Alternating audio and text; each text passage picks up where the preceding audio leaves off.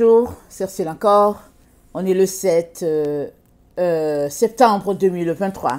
Alors, je viens sur la trompette aujourd'hui encore et je viens proclamer le retour de notre Seigneur Jésus-Christ. Amen, alléluia, soyons tous bénis, soyons remplis de sa joie. Amen. Alors, veillez tout le temps, veillez jusqu'au bout. Amen. Alors, hier, je suis allée dans la présence de Dieu et j'étais en train d'apporter les sujets que, voilà, j'apportais. Amen. Souvent dans sa présence. Et il m'a donné le 11-27. Amen. Et le 11-27, c'est dit d'être alerte, d'être éveillé, de ne pas se laisser distraire et de garder le focus. Et on garde le focus sur qui? On garde le focus sur notre Seigneur Jésus-Christ. Celui-là qui nous a sauvés, c'est sur lui que nous devons garder le regard. Parce qu'il y a toutes sortes de situations pour nous enlever du regard de Christ. Et nous faire croire que ce vers quoi on est conduit, c'est important. Mais il n'y a rien de plus important que ton intimité, ta relation avec le Seigneur. Amen. Et cet encouragement que le Seigneur donne, le 11-27, c'est pour tout le monde. La distraction, elle est partout. Elle est partout. Mais on doit se tirer de toutes ces choses-là qui nous préoccupent et venir se concentrer pour garder notre cœur pur devant le Seigneur et être toujours en communion avec lui. Pour ne pas être surpris dans les ténèbres. Amen. Alors, dans Luc 21, le verset 34, c'est dit, prenez garde à vous-même, de crainte que vos cœurs ne s'appesantissent par les excès du manger et du boire et par les soucis de la vie, et que ce jour ne vienne sur vous à l'improviste. Prenez garde sur vous-même. Amen. Alors, et le passage pointe les excès du manger. Vous savez que la nourriture, c'est un élément, au fait, qui regroupe beaucoup de personnes. Autour de la nourriture, on se retrouve, on se réjouit, on rit. Et, mais aussi, autour de la nourriture, on peut se retrouver à pécher. Comme l'exemple qu'on a pris hier de Balaam et Balak, qui voulaient maudire Israël et puis ils n'arrivaient pas, finalement, ils ont fait un festin. Et puis ils ont tué des animaux. Et donc voilà, et des festins, si bien que finalement le peuple s'est retrouvé à pécher. Et ce jour-là, plusieurs sont tombés. Ils se sont égarés loin de Dieu parce qu'ils ont été frappés. Et la Bible dit, c'est, je pense, Ophni et Phinéas qui ont arrêté la déchéance du peuple. Je ne sais plus comment ils avaient fait, je ne me rappelle plus. Mais je sais que par leur concours, le mal qui est en train de ronger, qui est en train de frapper Israël a été arrêté. Et ça, c'est quoi? Ils ont toujours su qu'ils ne devaient pas se souiller, qu'ils ne devaient pas se pervertir avec les divinités païennes. Mais ils se sont retrouvés pris à un piège. Alors, la viande, et puis peut-être des mets copieux, et voilà, ils sont tombés. Alors souvent, c'est que c'est une nourriture pure, mais on mange beaucoup, si bien qu'on n'est pas capable de prier. Alors, non seulement on doit surveiller qu'est-ce qu'on mange, mais on doit aussi s'assurer de la qualité et de la quantité. Parce que qu'est-ce qu'on mange? Ça peut être que c'est de bonne qualité. Il n'y a rien à redire. Mais il se pourrait que ça ne soit pas approprié pour le moment. Parce que tu es en train d'aller prier. Tu es dans un temps où tu te mets à part pour ton Dieu. Alors, c'est important de prendre tout le temps avec ton Dieu et de laisser de côté tout ce qui peut te distraire. Amen. Alors souvent, on se sent fatigué. On peut prendre un jus d'orange, n'est-ce pas? Les jus d'orange, c'est la vitamine C. Et ça nous fortifie, ça nous booste encore. Mais si tu es dans une attitude de prière et que tu vas te prendre des morceaux de viande, ou bon, je ne sais pas quoi, des pains riches en des olives, des dattes, des noix de Grenoble, en tout cas des pains vraiment riches là. Et tu veux prier, mais la richesse du pain va faire que tu vas t'endormir. Et tu ne pourras pas prier.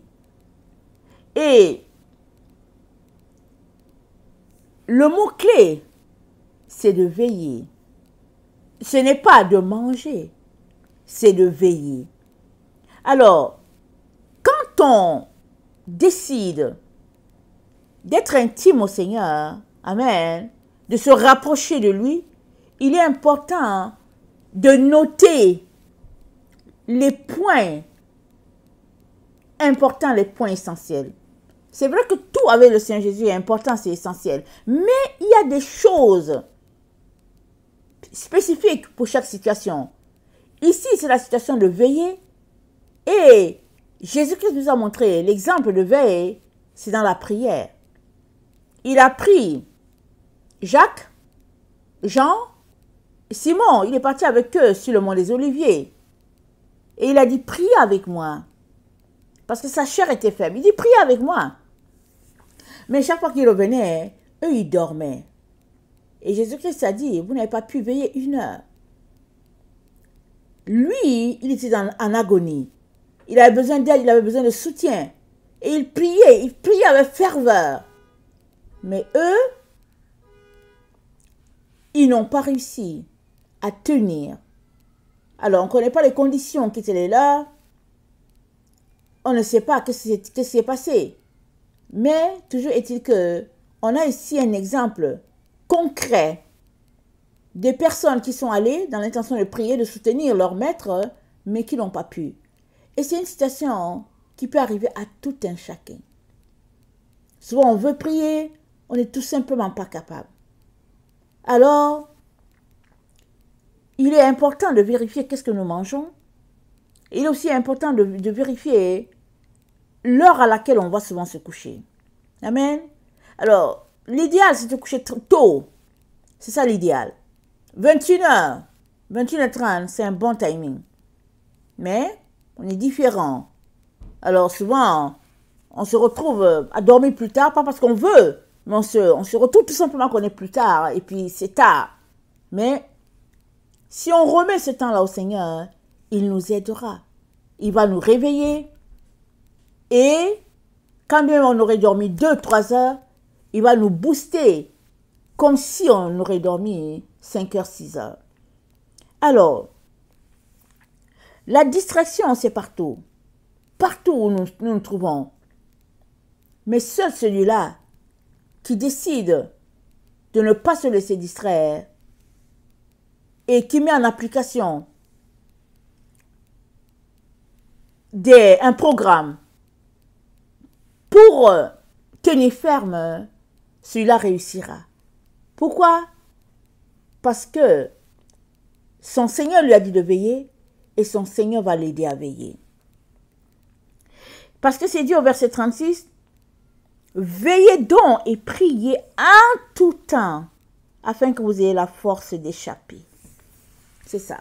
On a besoin de force pour échapper à tout ce qui se passe dans notre génération et de nous présenter debout devant le Fils de l'homme. Pas couché, pas honteux, pas découragé, mais debout. Ça veut dire qu'on n'a pas à se reprocher quelque chose et lui aussi, il ne va pas nous reprocher quelque chose. Et pour cela, Jésus-Christ nous a dit, dans Luc 12, au verset 35, il a dit, que vos reins soient sains et vos lampes allumées.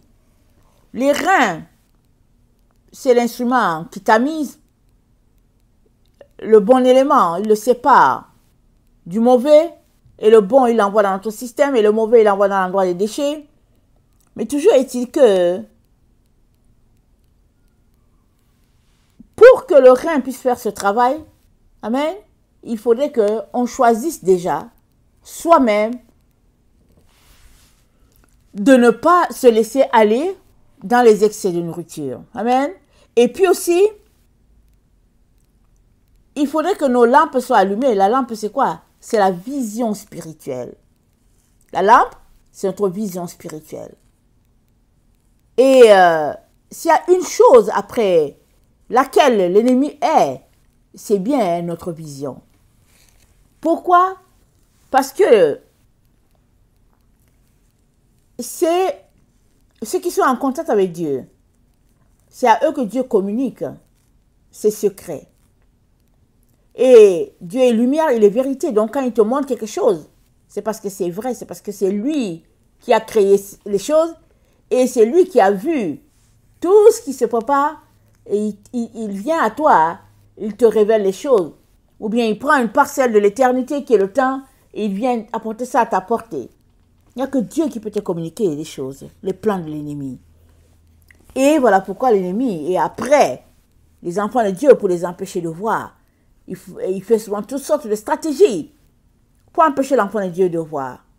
Mais l'enfant de Dieu, il va toujours voir. Tant qu'il est en relation avec Dieu, il va voir. Parce que Dieu ne parle pas seulement d'une seule manière. Dieu parle de plusieurs manières. Et alors qu'aujourd'hui, il te parle de telle manière, demain, il te parlera de l'autre, de telle autre manière, après-demain, de telle autre manière. Il est important, en retour, que tu sois fidèle à ton Dieu, que tu tisses ta relation d'intimité, que tu arroses ton jardin à tous les jours, afin que notre Dieu soit satisfait, amen, de ta vie, et que ta relation avec lui puisse être maintenue, être gardée pure. Amen. Alors, il est important aussi de mettre la priorité, ou bien d'établir la priorité entre Jésus et les amis. Qu'est-ce qui est prioritaire? Souvent, on va dire, Jésus, c'est toi qui es prioritaire, mais dès que les amis viennent, on part avec les amis. Et on dit à Jésus, Jésus, j'arrive. Mais si Jésus était prioritaire, on saurait tout de suite que ce n'est pas le temps des amis. Il est important de dire aux amis, écoutez, moi je suis avec Jésus. Alors, Apocalypse 3, le verset 16, le Seigneur, parlant à Laodicée, lui dit, je te conseille d'acheter de moi un collier pour oindre tes yeux afin que tu vois. Parce que la vision, c'est la chose la plus importante. Dans les temps dans lesquels nous sommes, c'est important à tous les jours, mais dans les temps dans lesquels nous sommes, la vision, c'est quelque chose de très, très important. Parce que si tu ne vois pas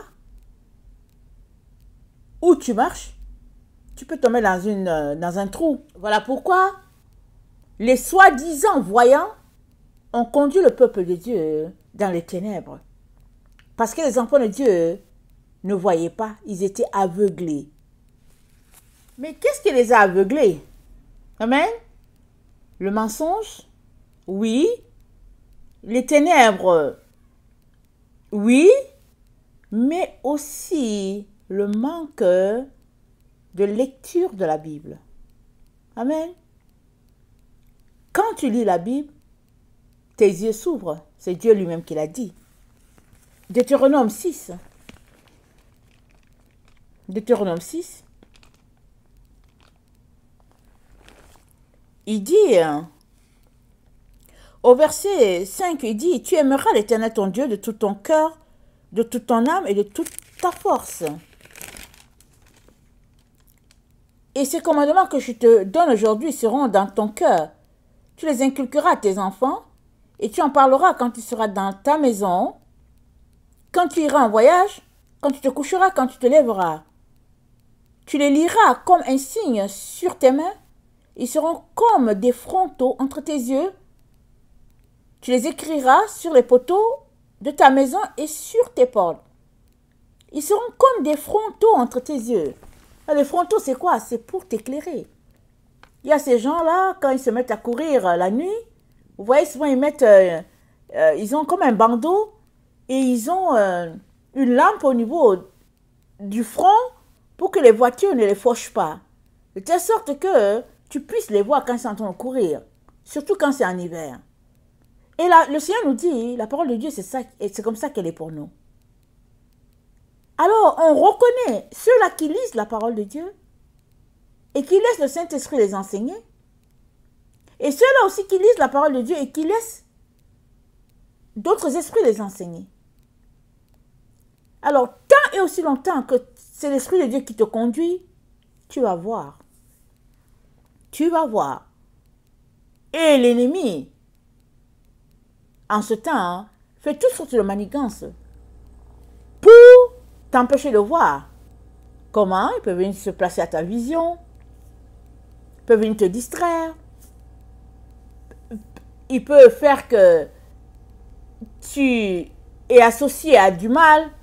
C'est-à-dire, c'est la seule manière qu'il peut faire pour t'empêcher de voir. Parce que la vision, tu l'as. À partir du moment où tu as une relation avec le Seigneur et que tu lis ta Bible, tu as une vision. Maintenant, il y a des gens qui ont une vision plus développée que d'autres. Et puis bon, ça dépend de leur appel. Parce que le Seigneur Jésus-Christ dit, celui-là que Dieu appelle, il ne lui donne pas l'esprit. C'est-à-dire, celui-là que Dieu appelle, il lui donne la quantité de l'esprit qu'il a besoin pour faire son travail. Et plus tu désires de te séparer du mal, mieux le Seigneur te récompense. Il t'aide à garder le dépôt et à ne pas te laisser séduire. Parce que ceux-là qui se laissent séduire, c'est ceux qui se laissent voler leur vision ou bien qui se mettent dans des relations où ils sont entremêlés. Et si bien que la vision est perdue. S'il y a une chose très chère de notre temps, c'est la vision spirituelle. Ça, nous devons tout faire pour la garder et pour ne pas la perdre. Voilà pourquoi Dieu dit de veiller. Si tu veilles et que chaque fois tu augmentes l'intensité de ton huile, tu mets du bois sur ton feu, alors il n'y a pas moyen que tu ne puisses pas voir. Et le Seigneur veut que tu puisses voir. Ce n'est que ça qu'il veut pour toi. Amen. Le Seigneur veut cela pour toi. Parce que ton salut réside là. Dans Isaïe 42, le verset 17, Dieu parlant de ses enfants, amen, de ses serviteurs, il dit, attendez, au verset 18, sourds, écoutez, aveugle, regardez, voyez, qui aveugle sinon mon serviteur, et sourd comme mon messager que j'envoie, qui aveugle comme l'ami de Dieu, aveugle comme le serviteur de l'Éternel. Tu as vu beaucoup de choses, mais tu n'y as point pris garde. On a ouvert les oreilles, mais on n'a point entendu. Alors, d'abord, il y a déjà cette relation de dépendance là entre le serviteur de Dieu et Dieu. Et il est important qu'un serviteur de Dieu dépende totalement du maître, c'est-à-dire qu'il ne voit que ce que Dieu lui dit de voir. Et ça, nous avons besoin d'atteindre ce niveau-là d'intimité avec le Seigneur. Parce que tu peux voir quelque chose. Il te montre quelque chose, il te donne une vision, un rêve. Mais l'interprétation, ce ne sera pas forcément ce que toi tu crois. Laisse Dieu interpréter ce qu'il t'a montré. Et c'est là que les choses se jouent souvent. Amen. Parce que souvent, Dieu peut te montrer quelque chose et tu penses que c'est ceci, et alors que c'est carrément différent.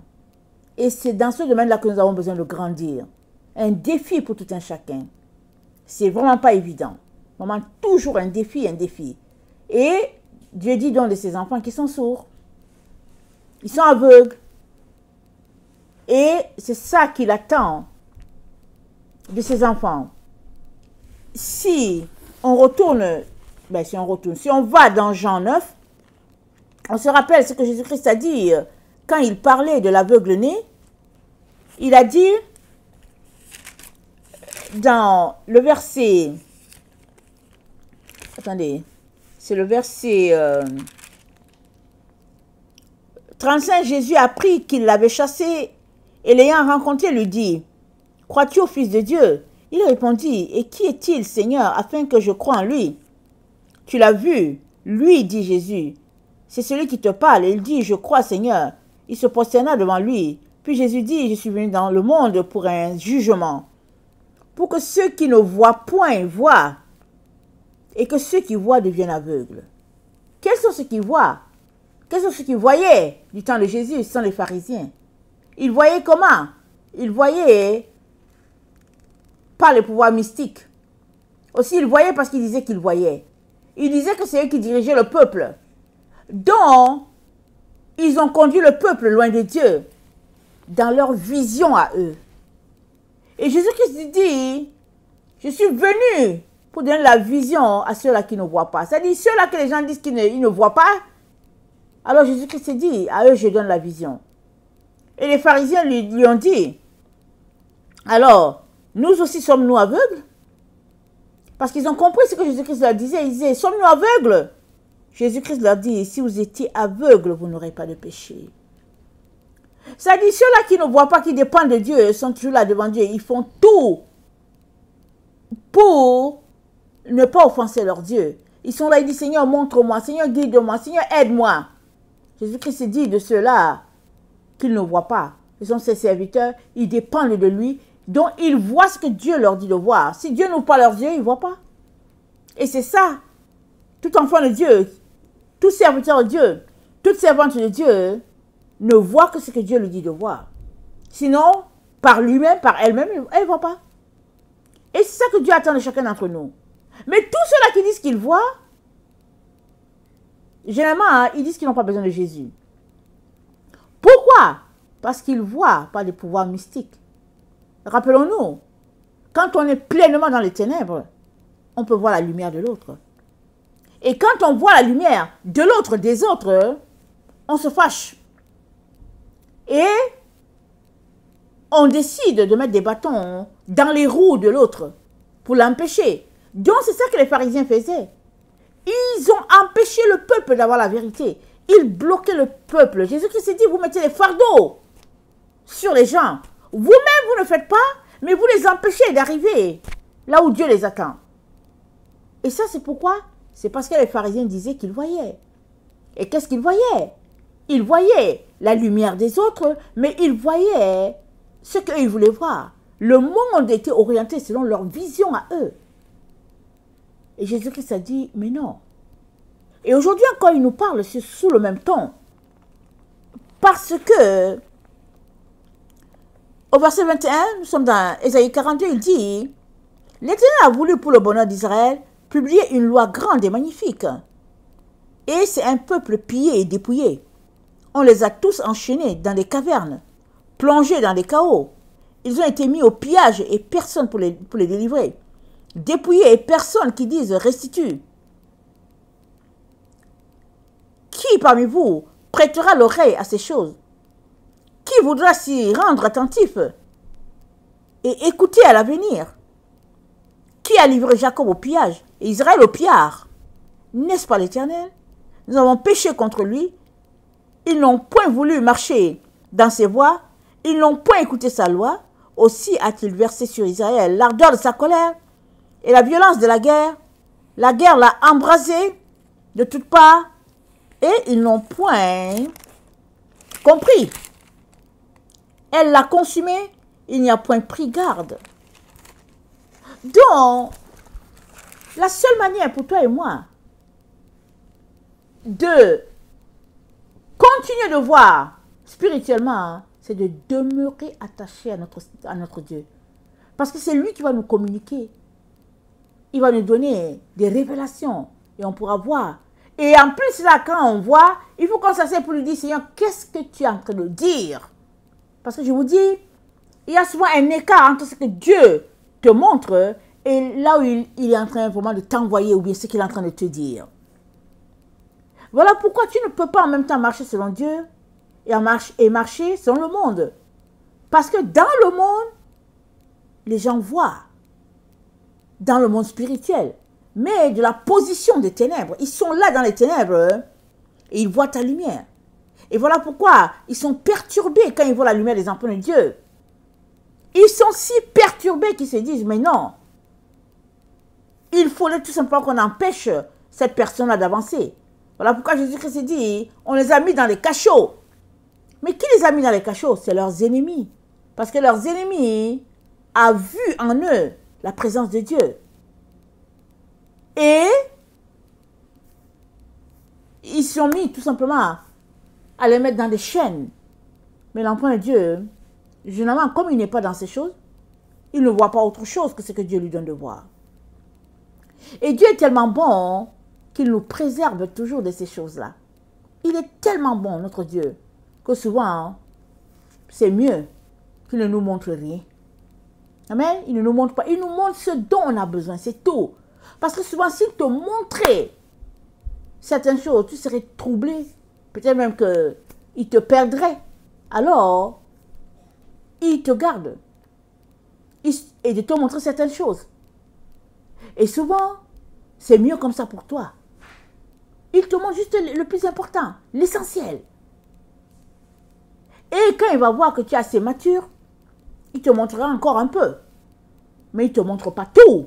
Il te montre ce dont tu as besoin pour pouvoir avancer. Et ici, il te dit que tes reins soient sains et ta lampe allumée. C'est quoi ta lampe? C'est ton esprit. Amen. C'est ça ta lampe. Parce que la Bible dit, l'esprit de l'homme, c'est le souffle de l'Éternel. Donc ta lampe, c'est ton esprit. C'est l'esprit que Dieu t'a donné. Alors, une fois que tu donnes ta vie à Jésus, alors, elle est illuminée. Déjà, même le simple fait qu'il a soufflé en toi, c'est la lampe. Amen. Et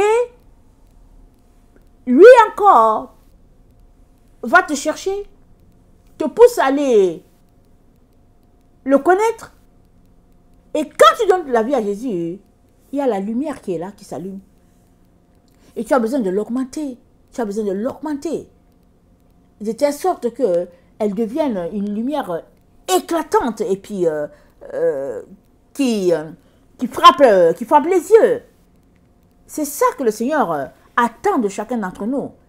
Et pour que ta lumière soit intense, dans Apocalypse 18, le verset 23, c'est dit, la lumière de la lampe ne brillera plus chez toi, et la voix de l'époux et de l'épouse ne sera plus entendue chez toi, parce que tes marchands étaient les grands de la terre, parce que toutes les nations étaient séduites par ta sorcellerie. Amen. Tes enchantements. Et les enchantements, quand on va regarder, le synonyme d'enchantement, c'est pharmakia. Alors, ça veut dire quoi? Tous les marchands de la terre étaient... On dit parce que toutes les nations, voilà, les nations ont été séduites par ce qui se passe dans notre temps. Amen. Et c'est quoi? Dieu appelle ça de la sorcellerie. Parce que la sorcellerie, c'est quoi? Ce sont les incantations. Ce sont les formules qui te gardent sous un certain pouvoir, une certaine dépendance démoniaque, ténébreuse. Amen. Alors que le Seigneur, lui, il te donne des versets pour ta liberté. Et Jésus-Christ nous a libérés. La Bible nous dit que sur la croix, il a exposé domination, autorité, il les a livrés un spectacle à la croix. Il les a exposés complètement, ils n'ont aucun pouvoir Jésus qui nous a libérés. Mais l'ennemi revient par derrière, par toutes sortes de tactiques, pour nous enchaîner par toutes sortes de paroles, de comportements, de nourriture. Et qu'est-ce que ça fait, toutes ces choses-là? C'est dit, la lumière de ta lampe ne brillera plus. C'est quoi ta lampe? C'est ton esprit. Tant que tu marches avec le Seigneur, l'Esprit de Dieu est allumé en toi. Il est éveillé. Maintenant, les choses que tu fais, les choses que tu manges, les choses que tu dis, avec qui tu marches, toutes ces choses-là, ça contribue à baisser ta lumière ou bien carrément à te rendre endormi. Quand on te voit, on dit tu es endormi ou bien tu es là, tu es éveillé. Tu passes ta vie sur Internet, sur les cellulaires, et puis tu as l'impression que tout va bien. Non, non, non. Pendant que tu es sur ces choses-là, ton esprit s'endort. Tu es endormi. La seule manière pour toi d'être éveillé, c'est d'être constamment en train de bombarder ton esprit de la parole de Dieu. Parce que la parole de Dieu, c'est vie. La parole de Dieu, c'est la lumière. Amen. Regardons dans le tabernacle. Alors, il y avait le chandelier qui était placé, mais il y avait aussi la parole de Dieu. L'un était en face de l'autre. Alors, il y avait un voile qui séparait parce que le chandelier était à un endroit. Et puis, la table, voilà, la table était à un autre. Ils étaient à une direction opposée. De telle sorte qu'ils ont besoin, pendant que tu lis la parole, ta lampe s'éclaire. Amen, c'est ça qui est le chandelier. Et pendant que ta lampe s'éclaire, tu as encore envie de lire la parole. Donc, il y a cette relation-là, interliée de dépendance entre la parole et puis ton esprit. Et c'est ça que Dieu veut pour chacun d'entre nous. Et pour cela, il nous dit, sois éveillé. C'est-à-dire que ton esprit soit allumé, alerte à tous les niveaux et à tout moment. Parce que tu ne sais pas qui est qui. Tu ne sais pas. Qu'est-ce que l'ennemi est en train de concocter encore? Tu ne sais pas. Il est donc très important que tu gardes le focus sur Jésus-Christ. C'est ça l'élément le plus important. À partir de là, c'est à toi de tout faire pour écarter toutes ces choses qui vont te priver de ton Jésus. Amen. Très important. 11, 27, je pense que ça que le Seigneur m'a donné dans la concordance grecque. Il dit d'être éveillé. Alors, faisons tout pour rester éveillés, afin que nous ne puissions pas être surpris par les tactiques et les manigances de l'ennemi, parce que la Bible dit, votre ennemi, le diable, rôde comme un lion rugissant, cherchant qui il va dévorer. Que ce ne soit pas toi. Amen. Que ce ne soit pas toi, que ce ne soit pas moi. Amen. Alors, la seule condition, c'est que nous puissions allumer nos lampes et que nous restons alertes, c'est-à-dire éveillés, réveillés. Amen. Que le Seigneur bénisse sa parole. Maranatha, Jésus revient. Amen. Alléluia. Sont tous bénis. Amen.